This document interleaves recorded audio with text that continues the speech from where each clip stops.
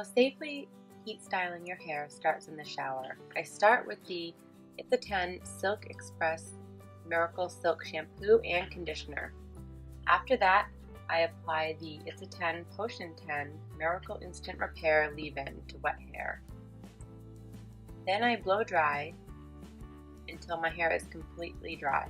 That's really important when it comes to heat styling, especially when you have fine hair, because I think we've all seen that clip of the girl curling her hair when it was wet and it just fell off. So to avoid that, you want to make sure that your hair is completely dry before you put a straightener or a curling iron to it.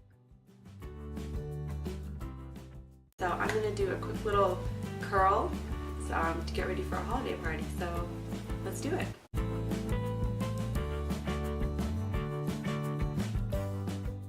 The It's a 10 Silk Express hair products help to deliver shine, add vibrancy, enhance body, and prolong color. So they are color safe. So that's why I like to use those first.